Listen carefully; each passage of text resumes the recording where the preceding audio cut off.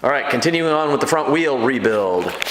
The front wheel has been trued, cleaned, all the old grease dug out of the axle, all the bearings replaced, the cones replaced, and I put a new rim strip on it. The old one just fell apart. Okay, so now we're putting on the new inner tube and the new tire. Then I'm just gonna bolt this front wheel on and I'm gonna take this bike for a ride around the block. There's still a lot more to do on it, but there's a little window of opportunity here to ride around on it, so I'm gonna do that. Then I'll come back and tear it down and we'll continue with the build process. Okay, as with the front wheel, the rear wheel, I've just tucked the flat deflated inner tube into the tire itself, and I've hooked up my little foot pump here.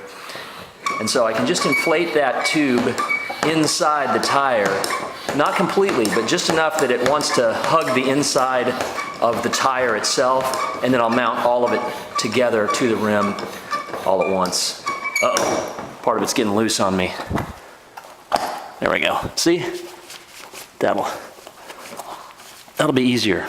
Okay, here we go. Okay, as with the front wheel, the rear wheel, I've just tucked the flat deflated inner tube into the tire itself, and I've hooked up my little foot pump here. And so I can just inflate that tube inside the tire, not completely, but just enough that it wants to hug the inside of the tire itself, and then I'll mount all of it together to the rim all at once. Uh-oh, part of it's getting loose on me. There we go, see?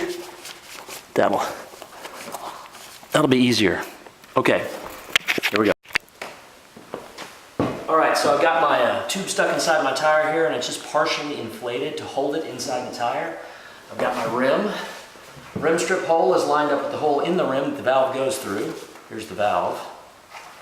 So that will help get me started. I know exactly the point I want to get to first. The valve's coming through.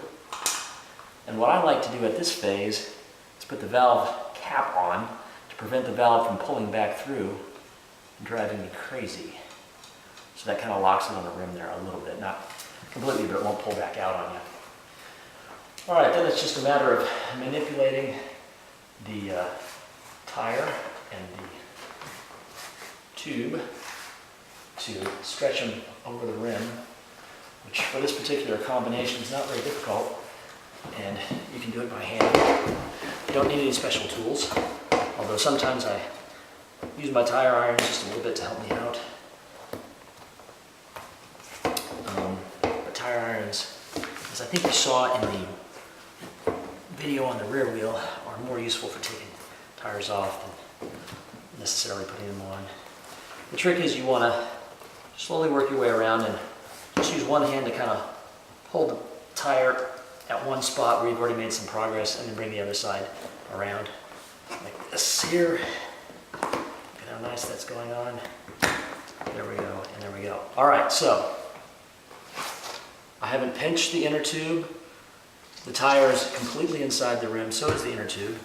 Now I will remove the cap that I had placed on there to prevent the valve from coming back out. And I will inflate this tire to the proper pressure.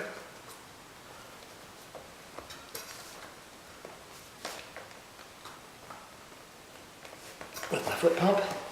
And it says right here, inflate to 40 PSI, so that's what we'll do. And I'm using this foot pump like this. I'm gonna edit this so it comes right back and it's full. Now she's starting to look like a bicycle. She's got both of the wheels rebuilt, new tires. Love those white walls with the Goodyear tread. They're not Goodyear tires. They don't make Goodyear bicycle tires anymore, but this is a recreation of the tread pattern that you would have seen on a vintage bicycle. This bicycle would have probably come with black wall tires, but I like the white walls, so I put those on there. All right, so I'm gonna take this thing for a test ride, but there's a lot to do on this bicycle. Once I get back, we'll have to tear it down. The bearings are in the headstock, those are new, that's fine. But the crank bearing, this needs to be pulled apart and cleaned and repacked. And if there's anything wrong with the bearing races, those need to be replaced. I'll replace the bearings as well. You can see there's all kinds of muck and grease and dirt, and that all has to be cleaned up. And I've got the fenders to put on and the chain guard, and all of those need to be cleaned up as well. But The hard part of the mechanical parts is mostly done. The bottom bracket is yet to be done, but for me that's not as challenging as rebuilding the hub, so I saved that for last.